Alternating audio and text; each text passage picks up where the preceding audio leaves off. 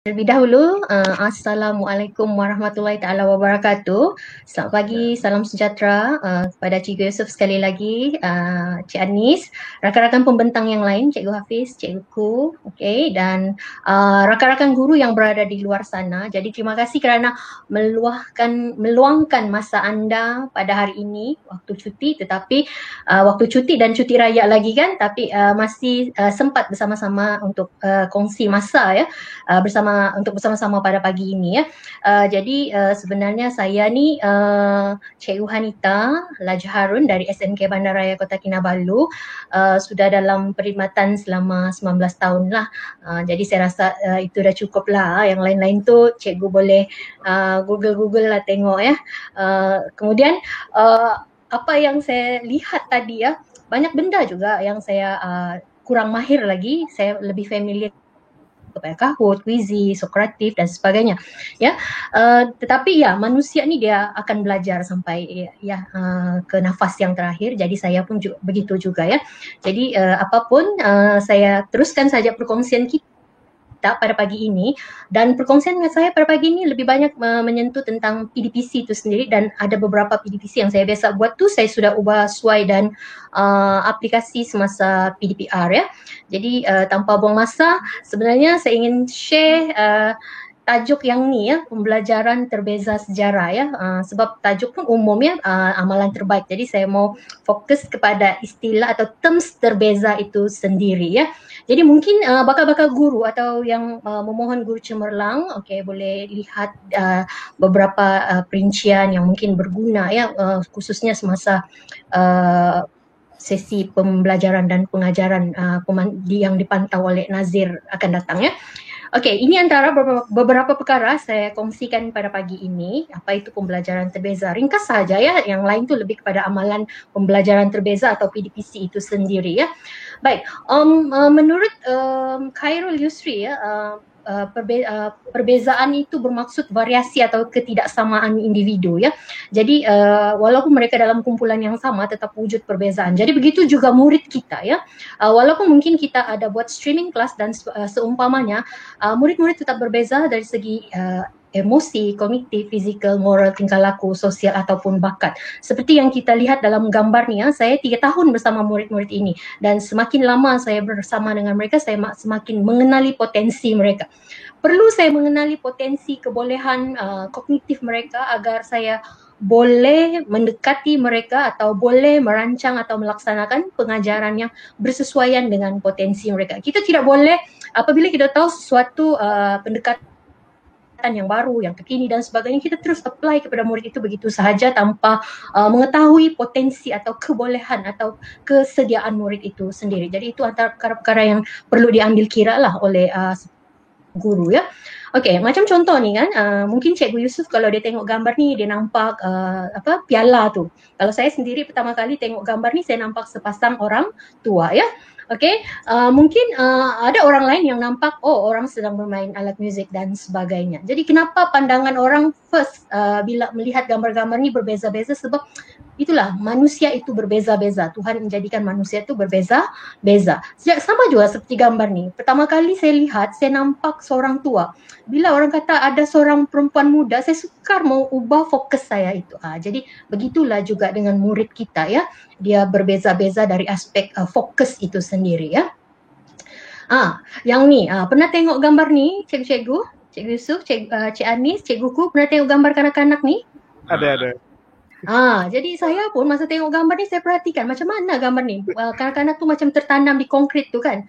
Jadi lama kelamaan bila kita semakin fokus baru kita boleh nampak. Tapi ada orang lain yang mungkin pakar fotografi, dia nampak dia terus tahu kan. Jadi itulah maksudnya perbezaan individu ya. Jadi murid ni kenapa kita perlu tekankan pembelajaran terbeza ni, supaya murid itu belajar mengikut aras atau situasi mereka. Macam sekarang ni kan ketika pandemik itu ya, bagaimana situasi atau kesediaan murid kita? Adakah semua benda-benda yang kita rancang itu sesuai dengan murid kita, atau semua benda-benda yang sebelum ini kita tidak biasa tapi kita belajar dan kita mau apply, adakah itu semua sesuai dengan murid itu? Jadi kita kena mungkin mengubah suai dan sebagainya supaya dia boleh sesuai dengan murid tersebut ya. So menurut Zamri dan rakan-rakan ya, murid kenapa kita perlu mengamalkan pembelajaran terbeza ini supaya murid itu tidak akan tercicir ya. Walaupun mungkin mereka satu bilik darjah berbagai potensi tetapi mereka tidak tercicir. Ini penting ya bagi memastikan apa yang tertera, apa termaktub dalam SKPMG itu kita dapat ikuti sepenuhnya. Contohnya kalau guru sebagai perancang, bagaimana aktiviti yang kita rancang itu secara keseluruhan sesuai dengan tahap kesediaan murid, potensi murid dan sebagainya. Begitu juga kalau kita kata guru sebagai pendorong, bagaimana dari awal lagi PDPC kita itu sendiri atau PDPR kita itu sendiri minda murid kita itu terdorong, bukan sahaja pada set induksi tapi yang langkah-langkah yang seterusnya ataupun proses yang seterusnya. Begitu juga bagaimana kita mampu mengawal suasana dan sebagainya ya. Kemudian kita sebagai penilai, bagaimana melalui aktiviti yang kita sediakan atau mungkin kuizi atau kuis Google Form yang kita sediakan itu mampu menilai murid itu yang mungkin berbeza-beza ya. Dan yang seterusnya guru sebagai pembimbing dari awal sehinggalah akhir proses PDPC itu sendiri. Dan 5 daripada guru, 1 untuk murid, dan murid ini adakah dia terlibat sebagai pembelajar aktif? Pembelajar aktif ni pun kalau kita mau explain lagi dia banyak benda ya. Jadi pembelajar aktif ni maksudnya bagaimana proses yang dia lalui itu dia mendapat satu kebermaknaan. Maksudnya dia mampu menguasai konten itu, kefahaman itu, pengalaman itu dengan baik dan dia boleh apply dalam kehidupan seharian. So kadang orang belajar sejarah ni dia tidak nampak berkaitan dengan kehidupan seharian. Tapi sebenarnya bila kita mengajar sejarah di bahagian kewarganegaraan tu, di situlah sebenarnya bagaimana subjek sejarah ni kita boleh sesuaikan dengan aplikasi dalam kehidupan seharian ya. Baiklah, ini antara perkara-perkara yang perlu ditekankan oleh guru ya, bagaimana mau melibatkan murid itu memberi respon berkaitan dengan apa yang kita ajar, berkomunikasi. Adakah murid kita ini mempunyai komunikasi yang sangat aktif atau kita tanya baru dia jawab? Macam tu. Jadi apa pendekatan yang cikgu mau wujudkan, yang cikgu mau rancang dan laksanakan yang membolehkan murid kita ni berkomunikasi sesama rakan dengan guru dan sebagainya begitu aktif ya. Melaksanakan aktiviti pembelajaran secara kolaboratif. Mungkin semasa PDPR sukar sikit. Tetapi sebenarnya masih boleh. Jadi ini bergantung bagaimana cikgu mau mencuba ya. Okey. Dan yang seterusnya yang inilah memberi respon, mengemukakan soalan atau cikgu saja yang mengemukakan soalan dan sebagainya ya. Mengaitkan isi pelajaran dengan kehidupan seperti yang saya katakan tadi dan membuat keputusan. Ini lebih membuat keputusan, menyelesaikan masalah ni lebih kepada kemahiran berfikir aras tinggi ya. Dan perkara-perkara yang menekankan aspek perbezaan murid ini sebenarnya begitu jelas ya dalam SKPMG. Kalau kita lihat di sini kan, guru sebagai perancang mengikut pelbagai aras keupayaan murid ya. Begitu juga guru sebagai pengawal mengikut pelbagai aras keupayaan murid. Jadi benda ini terlalu paling asas untuk kita sebagai guru. Kalau kita mau menjadi seorang guru yang boleh melaksanakan PDPC, PDPR yang bagus, kita perlu menyelami SKPMG ini dengan bersungguh-sungguh ya, supaya bila kita faham kita boleh merancang dengan sebaiknya ya proses PDPC di dalam bilik darjah tersebut ya. Semua benda lah ya, kalau dalam SKPMG itu ada mengambil kira pelbagai aras dan keupayaan murid. Dan di sini kalau kita lihat kan bagaimana pembelajaran dan pemudacaraan itu pada akhirnya melibatkan 90% hingga 100% murid dengan tindakan-tindakan seperti yang tertera ini. Jadi pernah cikgu tengok kan murid berkomunikasi, berkolaboratif, murid kritis dan kreatif. Betulkah cikgu masa kita melaksanakan PDPC itu atau PDPR ada elemen-elemen yang menunjukkan murid kita akan berfikir secara kritis atau kreatif. Jadi kita kena jelas benda ni supaya kita boleh merancang sebaiknya ya aktiviti-aktiviti yang betul-betul membolehkan perkara-perkara ini dapat berlaku semasa murid dalam proses pembelajaran ya. Okey, jadi pendekatan pembelajaran terbeza ini memerlukan guru mengenal pasti tahap penguasaan dan kebolehan murid ya, supaya dapat meningkatkan motivasi dan juga membolehkan murid menguasai kemahiran yang dipelajari. Seperti kata Gardner kan, dia cakap manusia ni mempunyai pelbagai kecerdasan. Jadi kalau kita merancang aktiviti atau PDPC yang bersesuaian dengan murid itu, ini akan dapat menyokong kefahaman murid itu. Jadi di sini sebenarnya guru itu kena ada kemahiran pedagogi lah, ya. Jadi kemahiran pedagogi ini pun kalau mau dijelaskan panjang lebar, tapi secara ringkasnya kemahiran pedagogi itu sendiri adalah kemahiran mengajar. Dan sebenarnya kan cikgu, kalau berdasarkan pengalaman sebagai seorang yang sudah lama dalam bidang pendidikan ni ya, dalam aspek pedagogi ni, guru kalau bagi saya, guru kena berani mencuba. Ya, mungkin cikgu cuba kali ini, okey, ada dia punya masalah, ada penambahbaikan. Jadi itulah proses dia, kita tambah baik sehingga satu tahap kita menemui satu pendekatan yang betul-betul baik dan kita boleh share dia sebagai satu benda inovasi, ya, seperti yang kita bincang-bincang tadi kan Cikgu Ahmad pasal Cikgu Yusof mengenai inovasi, ya. Okey, jadi pendekatan di bilik darjah itu perlulah merangkumi perkara-perkara ini, ya. Okey, melibatkan murid dengan pelbagai peranan. Sebab murid berbeza-beza. Kalau dia ada peranan yang berbeza-beza, dia memberi peluang kepada kepelbagaian murid itu sendiri, ya. Pelbagai media, pelbagai bahan. Baguslah seperti cikgu-cikgu yang share tadi kan, apa pendekatan mereka semasa PDPR lah, saya tengok lebih pada PDPR tadi kan.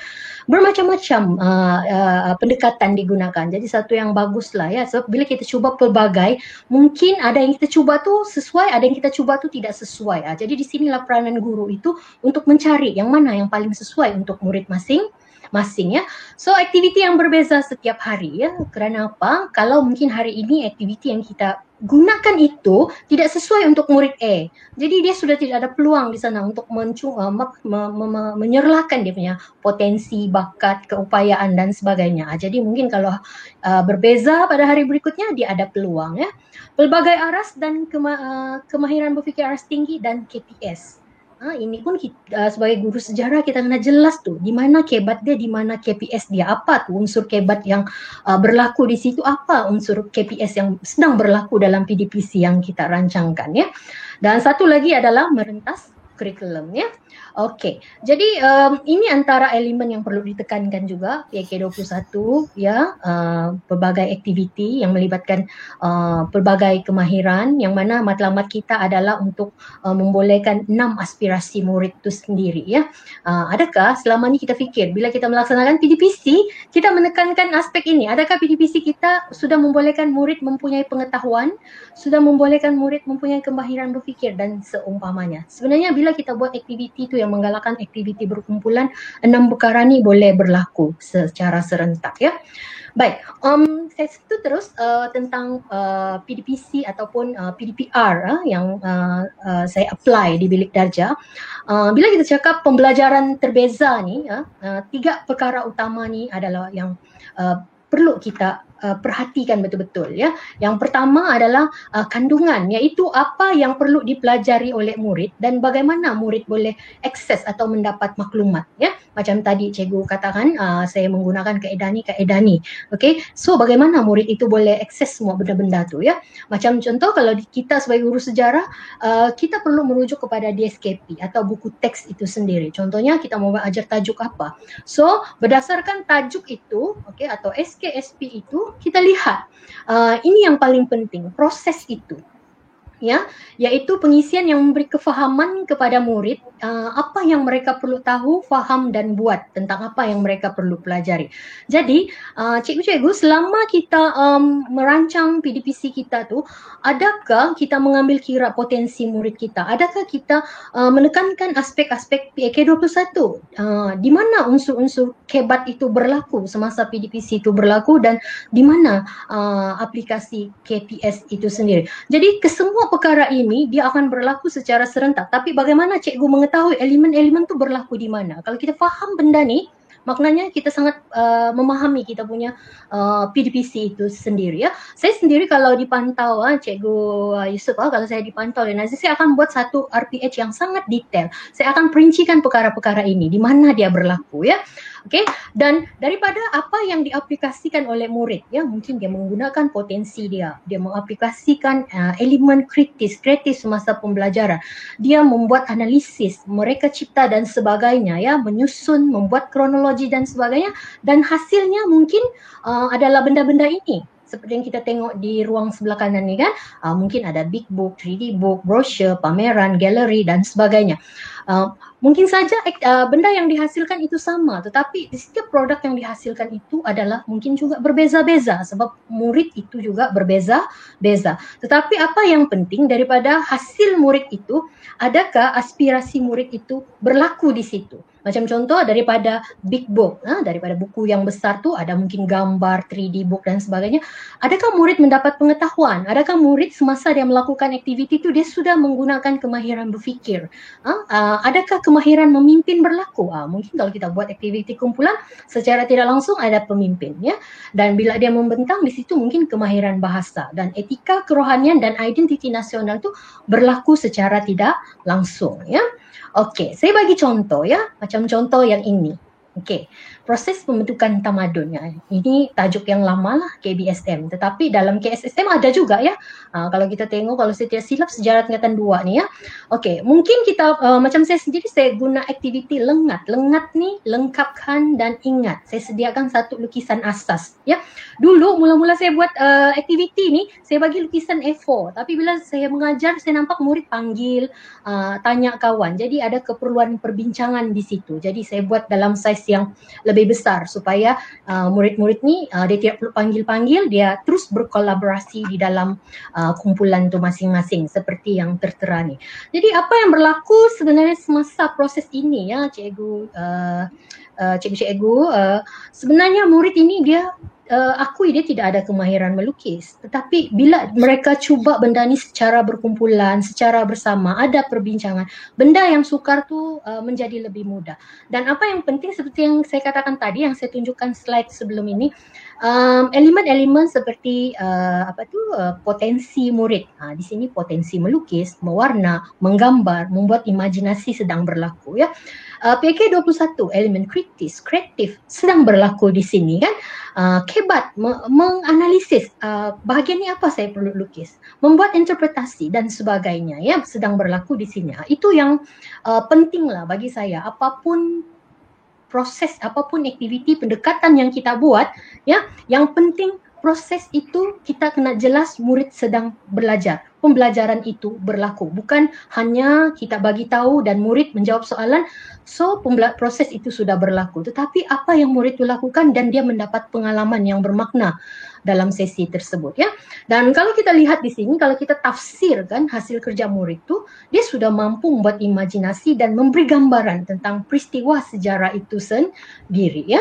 Okey, ini contoh yang pertama, yang ini masih contoh pertama lah ni ya. Saya tambah rupanya gambar-gambar. Ini tengoklah proses dia, murid-murid sedang menjayakan aktiviti secara bersama ya. Okey, kemudian membentangkan hasil kerja mereka. Di sini pun sebenarnya ada kemahiran dia, kemahiran bahasa, keterampilan dari segi membentang, mempertahankan hujah dan sebagainya kan. Dan elemen-elemen ini sangat diperlukan dalam usaha melahirkan generasi yang mempunyai profil yang diperlukan pada masa akan datang, khususnya keupayaan berinteraksi, berkomunikasi yang membolehkan mereka, ada satu istilah tu, bersaing di peringkat global ya. Sebab murid kalau dia tidak biasa dengan pembentangan, tidak biasa dengan provokasi, macam mana dia boleh menjadi seorang yang mempunyai jati diri yang kuat kan? Okey, ini yang seterusnya, contoh yang kedua. Okey, saya ambil tajuk sini, kegiatan ekonomi di alam Melayu. Kalau saya tidak silap pun ini tingkatan 2. Sebab saya sudah agak lama tidak mengajar tingkatan menengah rendah ya, sekarang lebih fokus kepada menengah atas ya. Aktiviti dia katalog rempah ratus ya. Daripada aktiviti yang tentang perdagangan, kegiatan ekonomi, saya membuat aktiviti yang lebih spesifik untuk membolehkan murid itu mengenal betul-betul apa tu rempah, kenapa rempah tu menjadi satu komoditi yang sangat penting. Sedangkan pada hari ini mereka melihat rempah tu, cikgu dia cakap, senangnya dapat rempah tu, pergi pasar boleh beli dengan harga 50 sen. Jadi kita mau ubah mindset budak tu, bagaimana rempah satu ini dia mempunyai fungsi-fungsi yang tertentu yang sangat hebat ya, yang menjadikan dia satu komoditi mempunyai permintaan yang tinggi. Jadi kita buat aktiviti inilah, dia mengkatalogkan rempah. Jadi sebenarnya semasa aktiviti ni banyak proses yang berlaku ya. Dia mendalami setiap rempah tu ya dan seumpamanya. Dan diakhiri dengan aktiviti pameran rempah lah saya namakan ya. Okey, jadi inilah proses dia. Kalau cikgu-cikgu lihat di sini ya, proses dia menyusun ya, mengkatalogkan rempah tu, kemudian mereka bawa banyak buku rujukan ya, sampai buku rujukan masakan Chef Wan pun mereka bawa ya, untuk mengetahui dengan lebih mendalam fungsi-fungsi rempah. Dan saya sendiri pun sebenarnya belajar dari murid-murid ni. Saya pun banyak rempah yang saya tidak tahu, yang saya tahu bunga cengkeh macam tu je kan, tapi bila aktiviti ni buat, wah rupanya banyak lagi fungsi rempah tu. Dan kalau kita lihat kan cikgu, ramai orang cakap, kalau sejarah ni sukarlah biasa nota penerangan. Tidak ya, sebenarnya banyak aktiviti hands on yang kita boleh buat dalam pembelajaran dan pemudacaraan sejarah. Itu yang saya cakap tadi, yang penting cikgu kena berani mencuba ya, kena berani mencuba dan memperbaiki pendekatan cikgu daripada semasa ke semasa ya. Okey, ini dia semasa tu pembentangan. Dan satu lagi saya ingin kongsi, ini pun saya apply semasa PDPC juga, semasa PDPR juga. Sebenarnya rempah pun boleh juga semasa PDPR, maksudnya dia buat sebagai projek lah kan. Okey, muridku YouTuber ya. Kenapa saya buat program muridku YouTuber ni? Sebab bila kita menghasilkan video ya, saya rasa guru-guru di sini nih yang ada nih, cikguku, cikgu Hafiz nih, pakar-pakar nih, yang saya nih biasa-biasa aja lah ya, orang tua kan, jadi lambat sikit proses mau belajar, tapi boleh juga lah menghasilkan video. Jadi semasa proses menghasilkan video tu, saya rasa macam saya kena banyak membaca, kena menyusun maklumat, kena mempersembahkan maklumat. Jadi saya terfikir, kenapa saya tidak bagi pula murid saya yang buat video. Jadi dia akan melalui proses yang sama. Dia akan menguasai konten itu dengan lebih baik berbanding kalau saya share video, mereka tengok sahaja. Ya, jadi berlakulah proses itu ikut kesesuaian murid. Ada murid mungkin dia ada studio sendiri. Macam satu orang murid saya ni, Alicia ni, dia ada studio di rumah. Clara ni dia guna laptop, ada yang guna apps, macam-macam apps kan sekarang ada kan. Jadi apa yang berlaku di situ? Contohnya proses dia ni yang bahagian bawah. Murid bertanya tentang aspek copyright. Okay, aspek kandungan. Jadi kita kena cek betul-betul kandungan tu kan.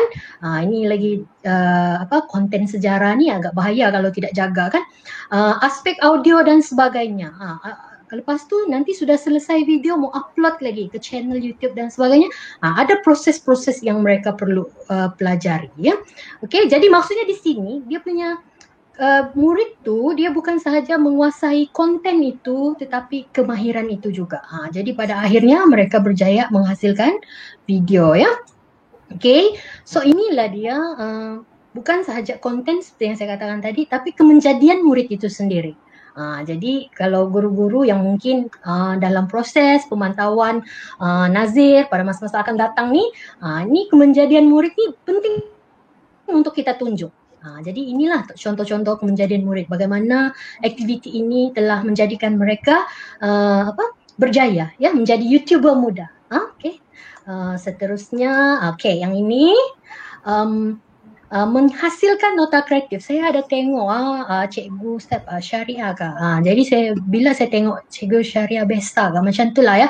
Bila saya tengok nota-nota kreatif yang dia share tu, saya sangat suka. Mungkin juga potensi saya ni lebih kepada melukis lah ya. Suka melakar dan sebagainya. Jadi saya suka benda-benda gitu.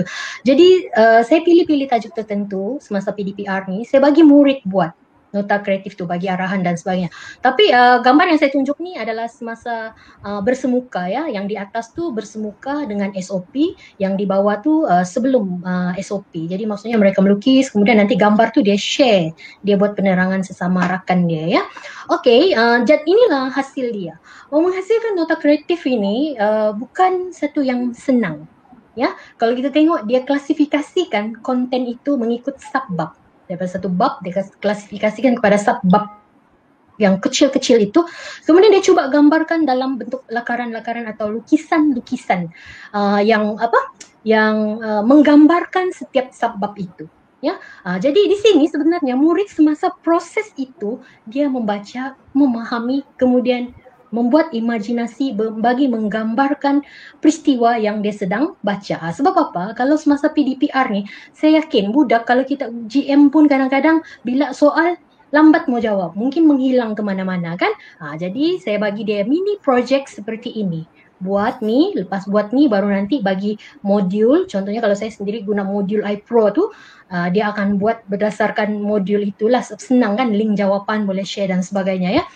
Ini contoh nota kreatif murid ya. Kalau kita tengok kan cikgu yang ini, yang bab 6 ni, okey. Setiap subbab itu dia detailkan lagi. Saya sangat suka yang ini. Ya, saya sangat suka yang ini sebab setiap subbab itu dia detailkan lagi. Ya, yang ni ya. Macam di dalam sub itu ada cerita-cerita yang lebih kecil lagi. Maksudnya di situ murid ini berusaha memahami cerita ini dengan bersungguh-sungguh lah. Okay? Jadi maksud kita boleh tafsir daripada dia punya hasil kerja tu.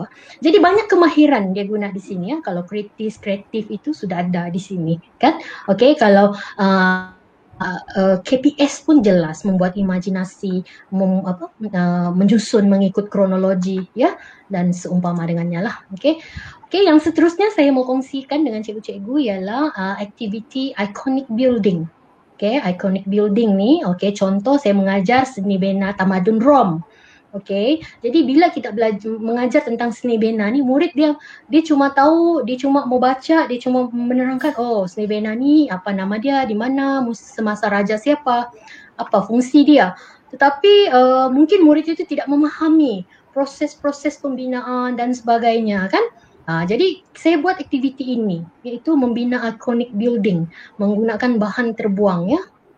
Jadi apa yang berlaku di sini kalau kita lihat, inilah proses dia. Murid sedang berusaha, macam-macam mereka buat ya, menggunakan bahan terbuang, kasih limit lagi. Kalau murid kalau mau mencabar bagi mungkin 2 kertas dengan straw ke macam tu, atau mau lebih bagi kertas, straw, plastik. Terpulanglah cikgu macam mana potensi murid. Kalau saya bagi berperingkat. Contoh kalau macam saya pernah buat sebagai set induksi, saya bagi kertas saya dulu, bina bangunan. Lepas tu 2 minit kemudian tambah gelang getah contoh. Jadi di sini murid tu akan terus berfikir dalam proses mungkin set induksi itu sendiri, dia sudah berfikir ya. Jadi itu yang sepatutnya berlaku ya. Okey, dan akhirnya mereka berjaya membina iconic building. Okey, macam yang ni kan, murid ni dia bina menara Pisa ni, macam saya bila dia cakap, cikgu saya mau buat menara Pisa, saya kurang yakin dia boleh. Tapi akhirnya dia boleh. Dia guna kotak telur tu, bagaimana dia condong kan, dia spray dengan air jadi benda tu lembut, dia tekan-tekan dia jadi lebih condong lah ya.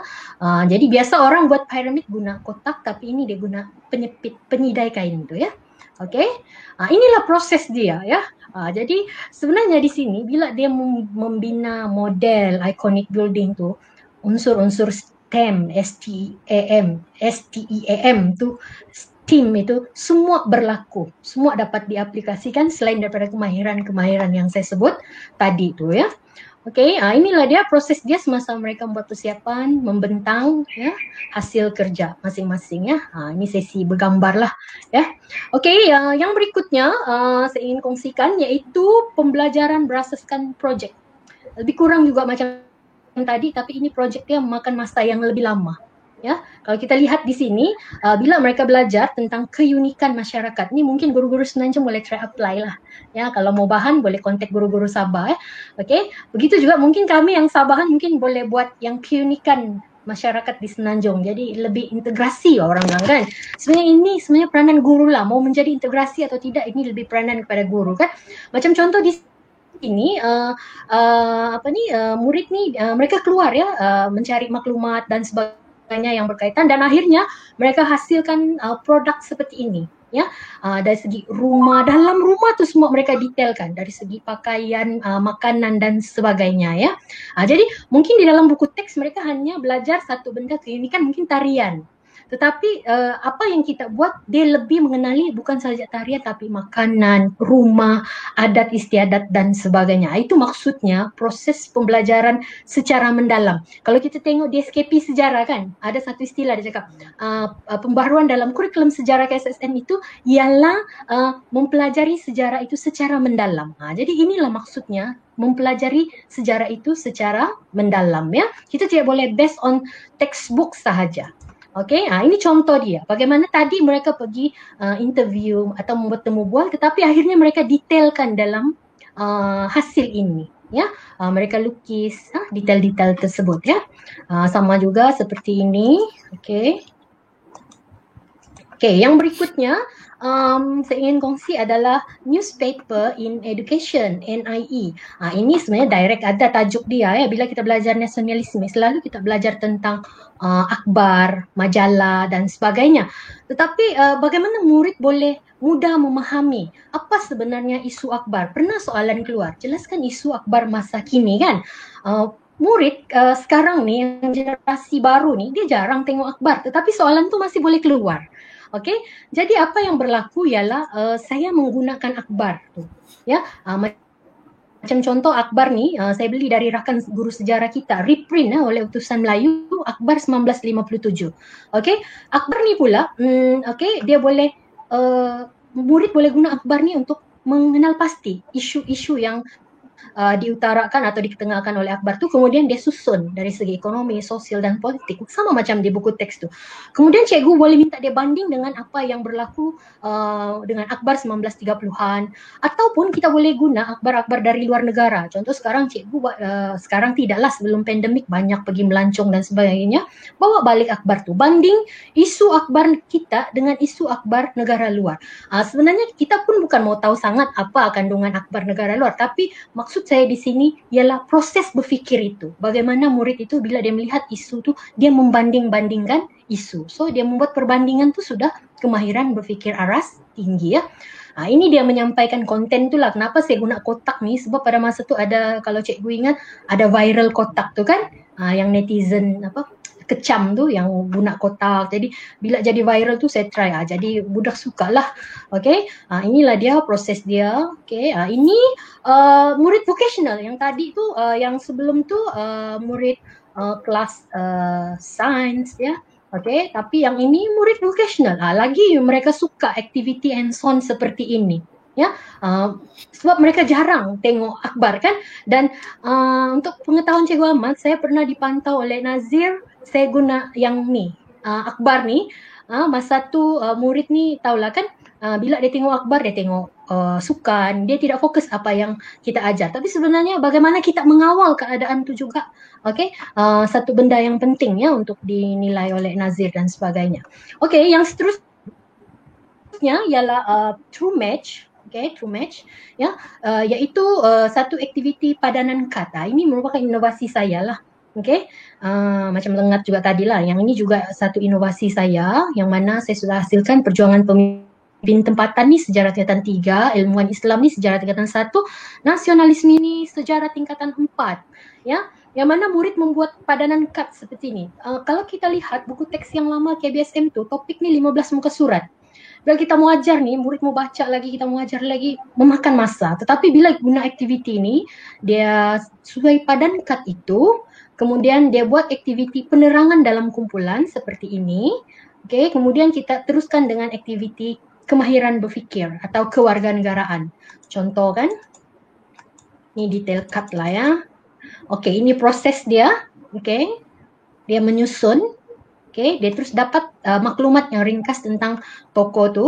Kemudian dia explain dalam kumpulan. Okay, yang ini kan dia explain dalam kumpulan tu. Maksudnya kalau orang yang murid ni, dia kuasai macam Tok Janggut, Datuk Bahaman. So dia tunjuk gambar tu, dia terangkan siapa, kenapa dan apa kesudahan. Dan diikuti dengan aktiviti yang lebih mencabar, iaitu mungkin daripada semua peristiwa yang berlaku, kita mahu mereka merumus. Kenapa akhirnya gagal? Kenapa pada mulanya berjaya? Atau apakah iktibar-iktibar daripada perjuangan tersebut? Inilah sebenarnya proses yang perlu murid tu ketahui. Bukan kita hanya membuat penerangan atau murid baca buku, okey kemudian kita jawab soalan kebat. Bukan begitu. Tetapi bagaimana daripada langkah 1, langkah 2, murid mengenal, mendalami, memahami dan akhirnya mereka boleh memberi pendapat mereka tentang topik yang mereka pelajari ya. Okey, yang seterusnya ini contoh lain lah. Yang ini model ya, membina model sesuai untuk tajuk-tajuk tertentu, contoh macam perang dunia. Okey, so perang dunia ni murid kena faham negara yang terlibat dan sebagainya, siapa tokoh-tokoh yang terlibat dan bagaimana perang itu berlaku, dia ada kronologi dia. Jadi dengan membina model ini, murid sedang memahami proses perang itu sendiri dari mula ia berlaku sampailah ke penyelesaian perang tersebut. Ini situasi dia membentang lah. Okey. Dan yang berikutnya, okey, saya masih ada masa kan ni, Cikgu Yusof? Teruskan.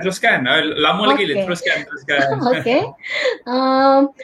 Yang seterusnya GM to L. GM ni sebenarnya garis masa. Jadi dalam sejarah ni penting bila kita mengajar murid, dia memahami peristiwa itu mengikut kronologi. Terutama saya tengok bab tingkatan 3.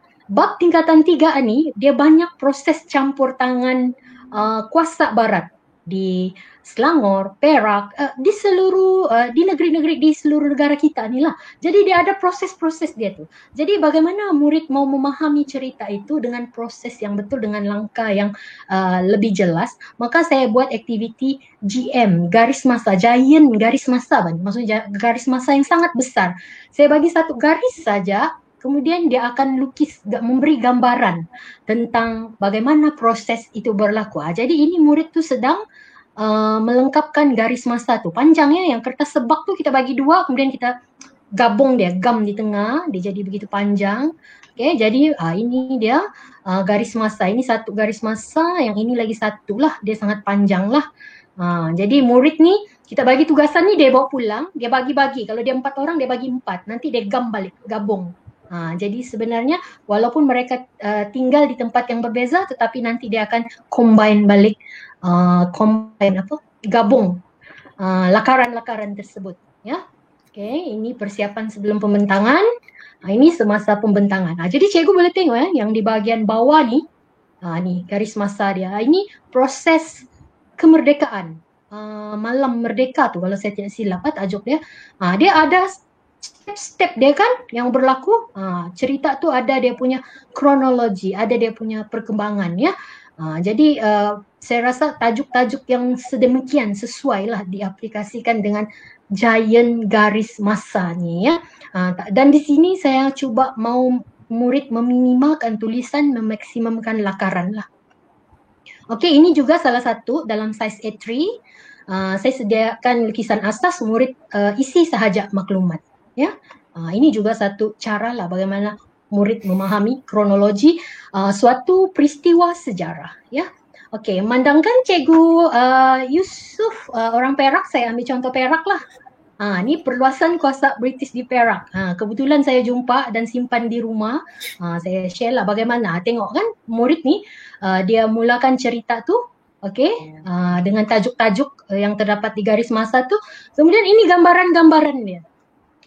Okay, gambaran-gambaran bagaimana proses itu berlaku. Ya, yang contoh di bawah ni zaman prasejarah. Zaman prasejarah ni, okay, tingkatan 1 lah. Jadi lukisan dia pun lebih comel-comel gitu kan. Okay. Okay, yang seterusnya saya ingin kongsi adalah circle and opine. Circle and opine ni kalau cikgu tengok dalam buku teks tingkatan 3 halaman 186 atau 183, dia ada di situ. Ini adalah satu inovasi sebenarnya. Itulah kan cikgu, inovasi ni sebenarnya simple, tapi bagaimana cikgu mau tunjuk part mana inovasi itu yang agak sukar sikit. Dia ni dimasukkan dalam buku teks. Dia hanya yang mana saya hanya menyediakan station, dan setiap station itu ada dia punya soalan-soalan tertentu yang perlu murid tu fikir, kemudian dia gunakan perekat atau sticky note tu, dia lekat di stesen-stesen tu, dia lawat. Katalah ada 5 stesen, setiap orang kena pergi 5 stesen itu ya. Okey, kemudian selepas first round di stesen tu, second round semua orang akan melawat semula stesen tu, dia akan baca pendapat rakan-rakan tu. Jadi mungkin kalau dia tidak jelas, dia tanya rakan yang bagi pendapat tu. Maksudnya ada nama lah di situ kan siapa yang buat. Jadi ada unsur-unsur perbincangan. Kenapa saya buat ni? Sebenarnya masa tu saya menghadapi kesukaran budak tingkatan 1 ni kurang berani mau bercakap. Tapi bila saya apply ni dia lebih berani untuk meluahkan pendapat, dan benda ni saya apply ke menengah atas, dia jadi lebih sangat memudahkan lah, sangat melibatkan murid itu dengan lebih baik dari segi memberikan pendapat ya. Okey, ini contoh dia. Okey. Okay, ini adalah situasi di mana mereka membaca semula pendapat-pendapat tu dan berbincang sesama mereka. Jadi kalau ada yang tidak jelas, dia akan panggil guru lah, minta penjelasan atau panggil murid yang tulis pendapat tersebut ya.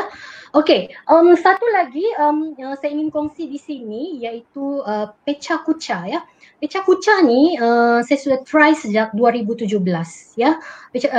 Saya mendapat istilah Pecha Kucha ni. Pecha Kucha ni dari Jepun ya.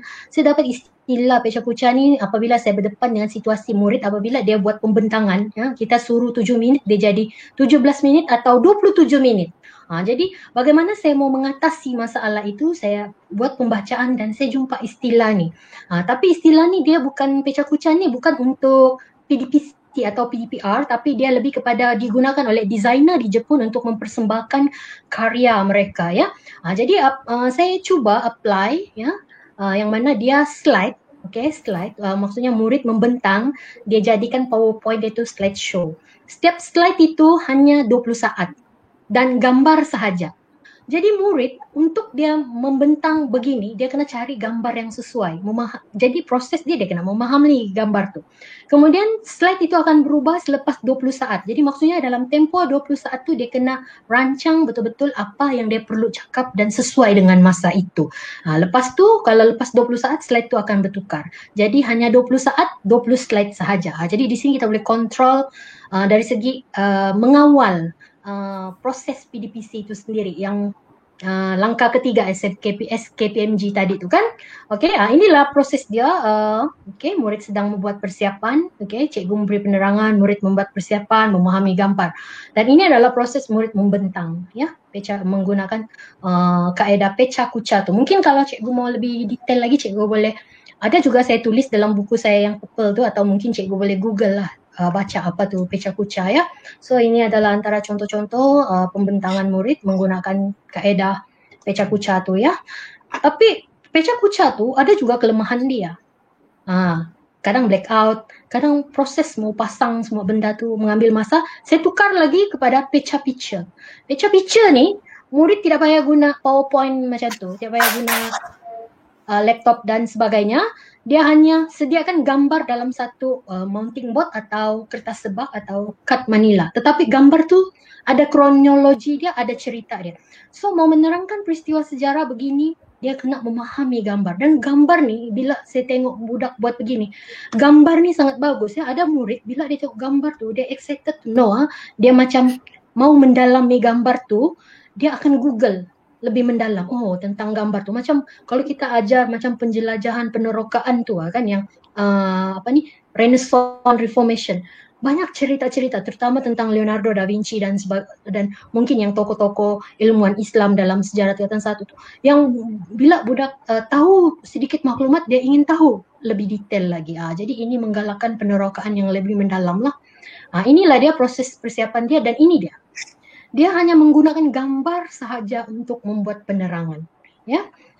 Jadi ini 3D Big Book, saya rasa guru-guru pun banyak apply, pun lebih kepada gambar-gambar, tetapi apa yang penting bagaimana semasa menyediakan bahan tu berlaku proses pemahaman terhadap peristiwa sejarah itu sendirilah. Gallery walk saya rasa cikgu-cikgu semua sudah mahir, tapi yang penting cikgu bila gallery walk ni, kadang saya pernah tengok juga guru buat gallery walk tapi tak tahu di mana galeri dia. Jadi kena jelaslah bahan-bahan yang murid sediakan itu bersesuaian dan membolehkan proses pembelajaran murid tu atau penguasaan isi pelajaran tu betul-betul sesuai ya. Macam contoh yang ni kan, ni salah satu contoh dia ajar tentang sumbangan tamadun. Okay. Dalam sumbangan tamadun tu ada agama dan ajaran lah kalau yang konten sebelum ni. Jadi kita kena sesuaikan. Mungkin kalau yang murid Islam kita bagi Islam, kalau murid yang Kristian kita bagi Kristian. Jadi dia boleh guna pengalaman dia tu. Jadi mungkin topik ni sudah tidak ada kan, tetapi maksud saya di sini bagaimana perlunya kita mengambil kira pengalaman murid itu untuk disesuaikan semasa kita bagi tugasan kepada mereka ya. Okey, ini pendapat murid. Okey, ini contoh-contoh lah ya. Ada banyak lah kalau gallery walk ni ya. Okey, bergantung lah. Macam ni saya sediakan bahan-bahan supaya dalam bentuk QR code supaya proses dia mencari maklumat tu lebih banyak lah ya. Walaupun di bilik darjah sahaja ya. Okey, informative station ni. Okey, informative station ni macam tadi circle and opine tu dia soalan saja. Tapi di sini dia ada maklumat. Okey, macam kalau contoh kita tengok di sini, murid-murid ni, guru sediakan bahan macam ni, dia ada gambar, dia ada maklumat. Kemudian kita bagi borang dengan murid. Okey, jadi dia akan pergi ke stesen-stesen untuk lengkapkan borang tu. Jadi sebenarnya proses dia membaca dan mendalami konten sejarah. Dan sebenarnya bila saya apply, bukan boring ya, borang bila saya apply ni, suasana kelas sangat sunyi. Okey, walaupun murid tu ramai tapi suasana sangat sunyi sebab semua murid akan fokus untuk membaca. Dia membaca, kemudian lepas dia membaca, dia cuba melengkapkan borang itu. Kemudian proses yang seterusnya kalau kita tengok di bahagian hasil tu, murid tu dia masuk dalam kumpulan masing-masing. Contoh kalau kita ajar faktor-faktor atau langkah-langkah, mungkin satu orang ambil satu faktor, satu orang ambil satu langkah. Jadi dia seorang ambil satu faktor atau seorang ambil satu langkah, di-explain dalam kumpulan tu. Ya. Ini suasana dia, cikgu boleh tengok dia melawat stesen melengkapkan borang. Semua fokus. Ya. Oh sorry, klik pula video tu ya. Okey, ini proses dia menerangkan dalam kumpulan. Kemudian yang ini kan cikgu, kan katalah ada 7 stesen, katalah ada 7 faktor. Kita boleh menanya murid, antara semua faktor tu, faktor mana yang paling utama? Di sini kita mau murid tu menilai. Jadi murid ada yang pergi stesen satu, ada yang pergi ke stesen ni. Mungkin ada satu kumpulan satu stesen tu murid tertumpu di situ. Maksudnya di situ kebanyakan murid bersetuju dengan mungkin faktor X tadi yang mana mereka tertumpu di satu stesen tersebut ya.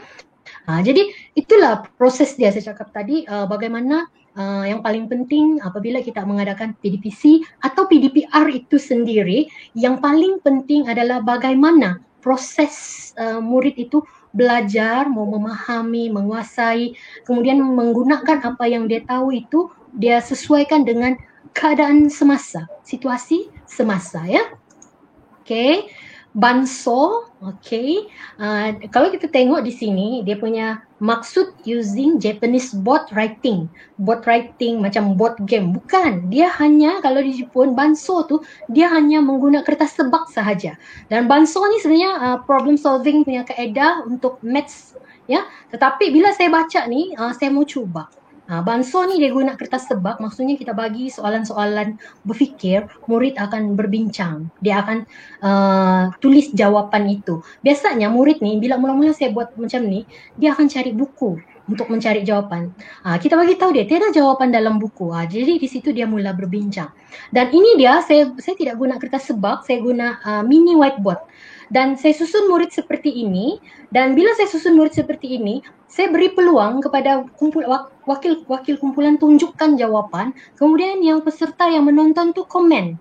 Ada mungkin yang dia padam, ada yang dia tambah, ada yang dia betulkan dan sebagainya. So itu sebenarnya proses kita memberi peluang kepada murid itu untuk berbincang. Dan mungkin murid yang lain juga dia kena lebih terbuka bagaimana mendengar komen orang, pandangan orang dan sebagainya. Ya. Okey, contoh kalau yang saya tengok, yang saya Google tu, Banso tu, dia bagi contoh soalan ni, maths. Sebenarnya penyelesaian dia senang, 21 bagi 4. Kita terus boleh tahu jawapan dia. Tetapi dia bukan mau jawapan, tapi dia mau lihat bagaimana murid menyelesaikan proses itu. Jadi apa yang berlaku, kanak-kanak yang jawab soalan ni, contoh. Dia buat 4 kotak. Satu kotak dia letak 5 orang. 5 orang orang lah dia lukis kan, 5 orang, 5 orang, 5 orang. And then 1 orang dia letak di luar sebab dia cakap tidak boleh bagi. Tapi satu kumpulan murid, dia buat biskut, 5 biskut setiap kotak. Kemudian 1 biskut tu dia potong-potong, dia gunting. Jadi di situ dia nampak proses bagaimana penyelesaian kepada persoalan tersebut ya. So ini antara contoh-contoh lah soalan untuk sejarah yang kita boleh guna lah ya. Okay, jadi Cikgu Yusof sudah jam 11. Saya rasa saya berhenti sampai di sini. Boleh? Teruskan. Boleh, teruskan. Saya bagi seluas-luasnya peluang dekat akak, bukannya senang. Tahun setengah saya menunggu. Sebenarnya bukan apa, bukannya tidak sudi ya Cikgu Yusof, cuma mungkin kekangan masa ya, kekangan masa. Lagipun kalau Cikgu tengok kebanyakan perkongsian saya ni, dia berbeza-beza. Sekejap kajian, sekejap macam-macam kan, jadi saya pun banyak persiapan ya. Jadi saya teruskan ya cikgu-cikgu yang di luar sana, saya harap masih setia untuk mengikuti. Mungkin kalau yang sudah pernah dengar pun, mungkin kalau dengar lagi mungkin ada dapat sesuatu yang lebih baru ke dan sebagainya ya. Okay, yang seterusnya show and tell. Show and tell ni, ini adalah pengalaman saya semasa mengajar jadi guru sekolah rendah sekejap sebelum menjadi guru, sebelum menyambung pelajaran dan menjadi guru seperti hari ini. Saya nampak satu sekolah tadika tu, kanak-kanak dia bawa macam contoh dia punya robot, patung robot ke Hello Kitty. Dia bawa pergi sekolah untuk belajar bahasa Inggeris ya. Dia show and tell. Apa benda tu? Contohnya kalau dia cakap patung dia tu warna pink, mata dia ni untuk menggalakkan dia bercakap dalam bahasa Inggeris lah. Tetapi saya tertarik lah dengan cara tu, jadi saya cuba mau melibatkan murid saya dalam proses pembelajaran sejarah. Tetapi dia kena ada bahan. Okay? Bahan tu boleh disediakan oleh guru, boleh juga disediakan oleh murid. Tetapi kalau cara saya sendiri, first saya akan sediakan. Jadi murid dia akan nampak panduan tu. Saya mau begini. Atau kalau kamu mau ubah suai, dia jadi begini. Jadi for the next lesson, macam informative station. First saya sedia. Tapi yang seterusnya murid tu yang akan sedia. Jadi dia nampak sudah macam mana mau menyediakan bahan tu. Sebab kalau kita menyediakan bahan, itulah saya selalu cakap dengan murid, kenapa saya boleh hafal cerita, kenapa saya boleh hafal tahun dan sebagainya. Sebab saya belajar. Jadi kalau kamu mau menguasai sejarah, kamu yang kena buat. Begitu kan? Jadi macam contoh yang ini, okay, ini history flip ya, dia macam flip. Cikgu-cikgu kalau ada kalender terbuang tu yang flip jangan buang. Cari gambar-gambar yang sesuai, Google, lekat, guna style ni flip ya. Guna buku cerita pun boleh. Ini flip yang budak buat, ini yang saya buat, yang saya lukis tentang kronologi peristiwa hijrah tu ya. Tetapi ini murid buat. Ini tentang ekonomi ya, kegiatan ekonomi selepas kedatangan British. Okay, selepas dia menerangkan show and tell, ini adalah aktiviti di mana murid membuat penerangan tentang peristiwa itu semula pada kad yang khas lah saya buat pada masa itu. Tapi tiada kad khas pun boleh cikgu, terpulang pada cikgu ya. Tapi sebenarnya gambar-gambar yang ada di kad ini sama seperti yang ada di sini. Cuma saiz dia ada lah dan persembahan berbeza. Macam contoh yang ini, bila kita belajar tentang mata wang, saya mau murid tu mendalami fungsi mata wang tu selain daripada kegunaan jual beli. Jadi di belakang tu pameran mata wang, set induksi dia, ini bahan dia. Bagaimana dia mentafsir apa yang terkandung dalam mata wang tu sebenarnya itulah identiti negara kita, itulah perkembangan negara kita, itulah ada bahasa, tulisan Jawi, agung dan sebagainya, yang semua itu ada kaitan secara langsung dengan sejarah negara kita ya.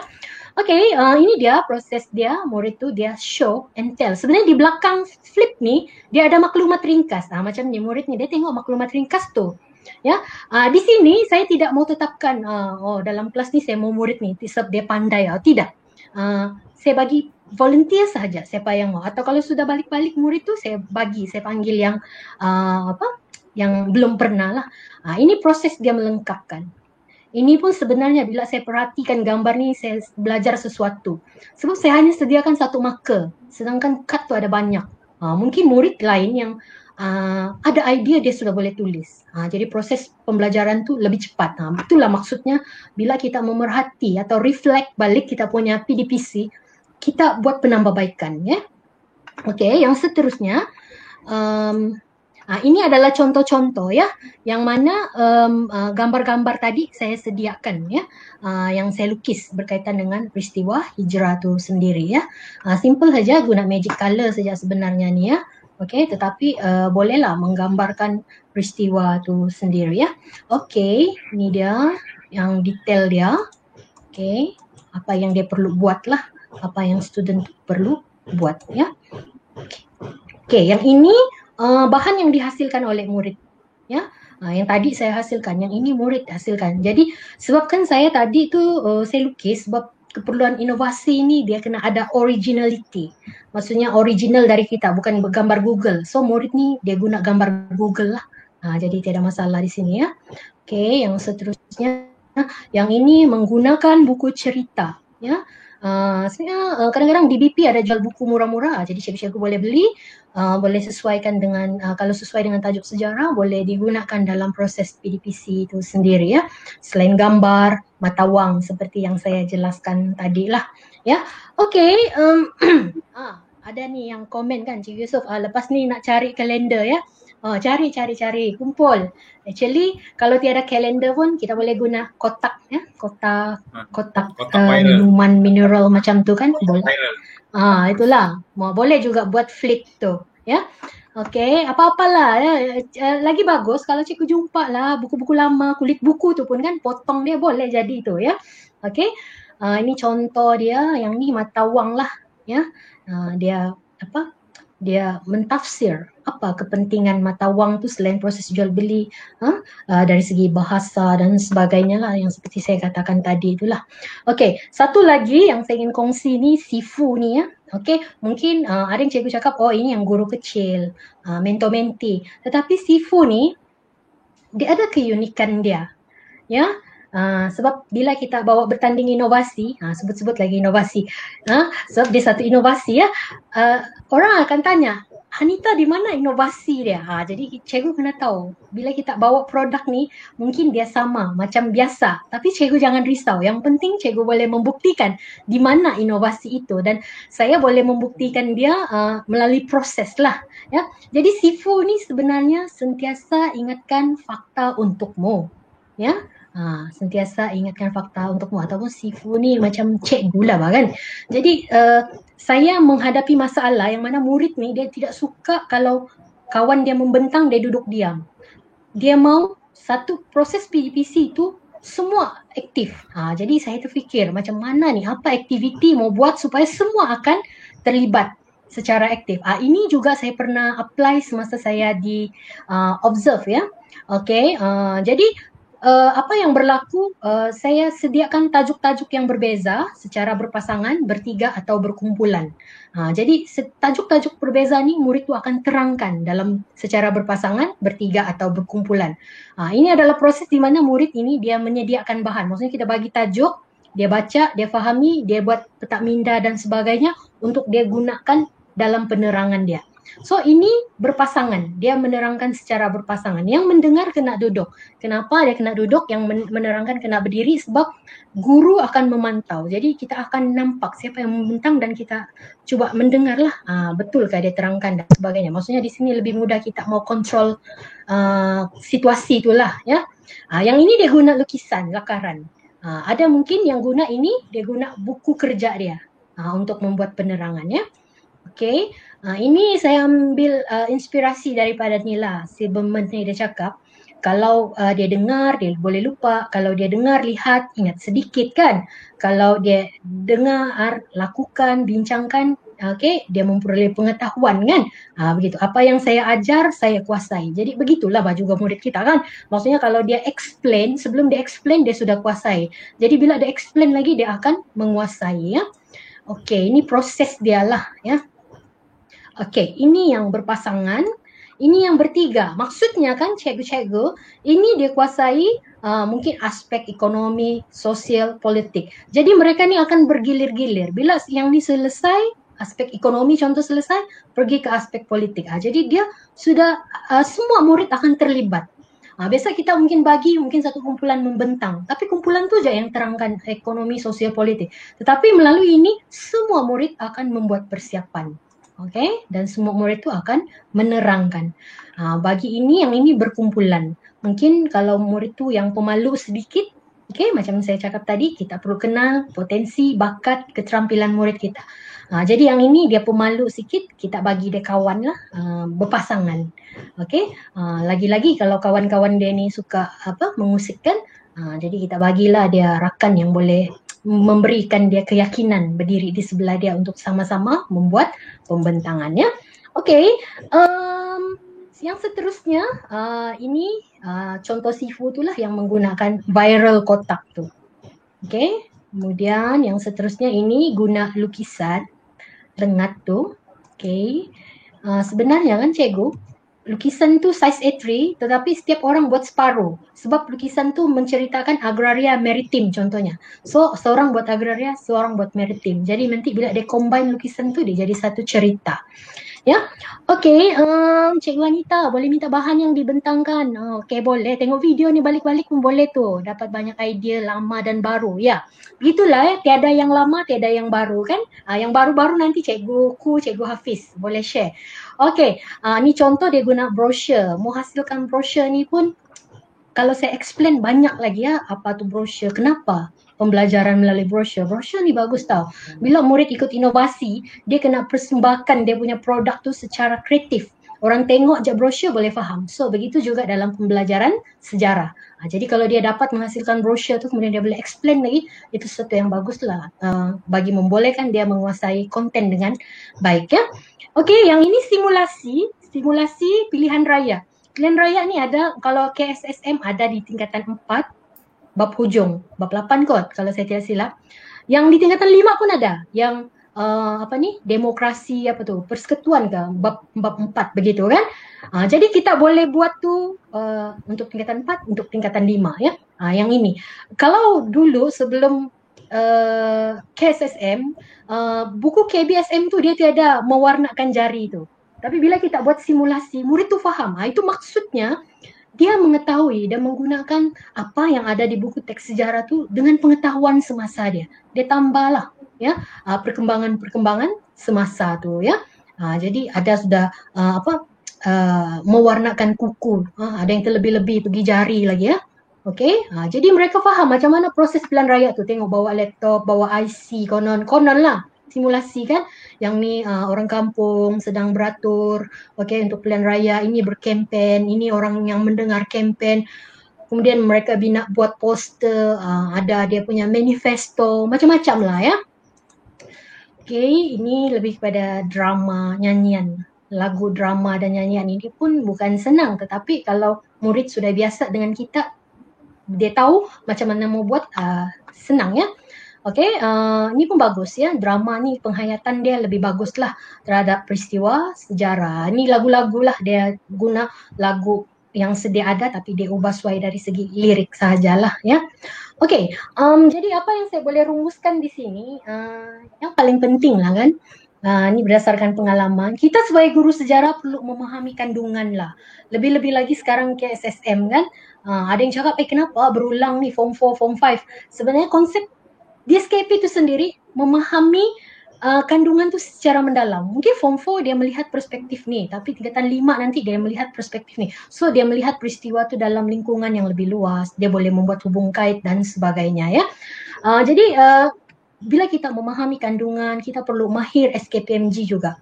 Ya, mahir elemen-elemen macam PK21 dan sebagainya supaya kita tahu di mana dia dalam SKPMG itu dan sebagainya ya. Dan yang paling penting membuat refleksi serta membuat penambahbaikan. Saya yakin apa-apa pun pendekatan yang baru yang muncul belum tentu bila kita apply untuk murid kita terus menjadi. Okey, mungkin banyak kali tidak menjadi. Tapi bila tidak menjadi, macam contoh, bila saya share, ramai yang cakap, Cikgu Anita, saya tak boleh lah kalau yang begini ni Cikgu Anita. Tak apa Cikgu, mungkin Cikgu boleh cuba lagi. Atau mungkin yang mana Cikgu tidak boleh. Begitu. Maksudnya, kita tidak boleh terhenti begitu sahaja. Kita mesti cari dan cari sampai kita menemukan satu PDPC atau PDPR yang benar-benar sesuai dengan murid kita ya. Okey. Jadi yang paling penting juga pembelajaran tu biarlah berpusatkan murid dan berpusatkan bahan, kerana dengan inilah sebenarnya murid itu belajar ya. Sekian dan terima kasih. Okey, saya serahkan semula kepada moderator. Okey, terima kasih Cikgu Hanita. Wow. Saya rasa sejam suku bagi saya, wow, saya rasa baru 10 minit. Okey, saya buat catatan dekat 4 muka surat, saya buat catatan sambil-sambil. Menarik, sangat menarik. Kalau saya lah jadi student Cikgu Hanita, confirm saya boleh dapat A+ masa tu. So, terima kasih banyak-banyak Cikgu Hanita. Kali ini catatan saya ada lebih kurang 18 aktiviti yang telah dikongsikan oleh Cikgu Hanita dengan muridku YouTuber. Okey, nota A4 ikonik pembelajaran berasaskan projek NIE through Mesh, membina modul JM2L, Circle and Combine, pecah picture, gallery walk, informative station, banso, show and tell, seafood, dan akhir sekali simulasi. So ada 18, sangat menarik ya, sangat-sangat menarik perkongsian yang diberikan oleh Cikgu Hanita. Dan Cikgu Hanita ada rakan-rakan kita nak tanya terus kepada Cikgu Hanita. Dia tanya soalan antaranya, bagaimana Cikgu Hanita cukup masa untuk menjadikan bahan yang pelbagai? Mungkin yang tu yang nanti. Okey, silakan Cikgu Hanita. Apakah sebenarnya kan Cikgu Yusof dan rakan-rakan guru yang lain, sebenarnya begini, kadang-kadang satu bahan yang kita sediakan tu macam bahan saya sekarang kalau kita tengok banyak ya, sampai saya ada store, sampai ruang tamu saya pun jadi store sudah untuk bahan-bahan saya. Sebab sebenarnya benda tu kita hasilkan, katalah saya hasilkan sekarang, dia boleh berguna untuk bertahun-tahun. Jadi maybe this year saya try, saya target saya hasilkan 3 bahan. Next year 3 bahan. So 2 tahun sudah ada 6 bahan atau pendekatan. Jadi saya hanya tambah baik. Itu satu. Kemudian kadang-kadang satu bahan tu dia boleh jadi bahan lain lagi. Macam history flip. Bila saya buat history flip tu, dia asalnya bukan flip, dia pada board tadi tu yang dia guna untuk melakar tu kan, menulis tu. Tetapi lepas tu saya try lagi hasilkan flip. Dari benda yang sama dia jadi benda yang bertambah lah. Begitu ya. Okey, kemudian cukup masa untuk apply, itulah saya cakap tadi. Guru kena berani mencuba, kena sentiasa mau mencuba. Mungkin kalaulah katalah saya apply kali ini, satu masa 1 jam 10 minit tu, ada masalah di bahagian-bahagian ni. Itu proses kita belajar, dan di situlah bagaimana lepas kita mengajar itu, kita reflect balik. Bagaimana saya menambah baik kan dalam penulisan refleksi 4 perkara kan. Setiap kali kita menulis refleksi kita mesti ada 4 perkara tu kan. Salah satu perkara tu adalah penambahbaikan. Jadi bila saya study balik refleksi tu, saya akan fokus isu. Saya akan bulatkan apa isu tu, nanti saya study. Yang kedua, apa penambahbaikan saya. So penambahbaikan saya tu untuk saya ambil tindakan pada masa akan datang. Jadi sebenarnya masa kita semua sama, tapi sebenarnya bagaimana kita betul-betul mengenal isu dan menghasilkan bahan tu dan juga menambah baik bahan tu. Jadi secara tidak langsung bahan itu akan sentiasa bertambah ya. Okey, ada lagi soalan lain? Saya rasa jawapan saya setakat itu untuk soalan tu. Okey ke tu Cikgu Yusof? Ya. Alright, terima kasih. Okey, dapat rakan-rakan. Untuk makluman rakan-rakan juga ya. Saya telah masukkan juga my link yang Cikgu Hanita sediakan sendiri. Saya promosi di sini. Terima kasih. My link, okay, Cikgu Hanita saya tengok my link dia pun wow. Okay, semua banyak perkongsian yang telah disampaikan situ. Okay, dalam my link tu juga Cikgu Yusof, dalam my link tu saya ada masukkan juga yang PAK 21 ni. Cuba dia secara ringkas. Sebab ialah kalau macam ni orang mana mau baca yang detail kan. Jadi saya bagi secara ringkas dan gambar-gambar. Jadi cikgu boleh rujuk di situlah ya. Okay. Terima kasih. So banyak sangat ilmu yang kita dapat hari ni, betul kita dapat alhamdulillah. Kongsian daripada Cikgu Hanita. Banyak saya belajar ni. Okey, Cikgu Hanita, kalau contoh rakan-rakan kita tadi ada tanya macam mana nak dapatkan buku Cikgu Hanita, macam mana mereka nak berhubung, contohnya tadi Through and Mesh tadi kan, so contoh buku tu penulisan yang dihasilkan oleh Cikgu Hanita. Contoh saya pun dulu saya belajar daripada Cikgu Hanita dulu, saya beli buku dia kan, so saya dari situ saya tambah baik, saya belajar. Boleh kongsikan dengan rakan-rakan kita macam mana nak boleh dapat buku Cikgu? Buku tu sebenarnya kebanyakan buku ni diuruskan oleh Cikgu Syamsuddin Franz. ya, Okey, okey. Syamsuddin Franz. Saya rasa ramai guru tahu. Buku PK21 yang versi purple tu pun diuruskan oleh Cikgu Syamsuddin. Jadi cikgu-cikgu boleh berhubung teruslah dengan Cikgu Syamsuddin ya. Saya rasa masih ada stok tu ya. Okey, kemudian satu lagi macam True Match tadi tu kan cikgu, saya sudah muatkan soft copy itu, bukan saya muatkan lah. Maksudnya kami menghasilkan buku iPro tu. Macam contoh yang perjuangan pemimpin tempatan tu, gambar-gambar dia semua tu yang bahan tu, soft copy dia sudah ada di dalam buku modul iPro tu. Jadi maksudnya guru yang mengajar, kalau dia sampai ke topik itu, dia hanya perlu download, dia hanya perlu cetak dan gunting-gunting untuk dijadikan sebagai aktiviti murid di dalam kelas ya. Jadi sebenarnya sudah tersedia di situ.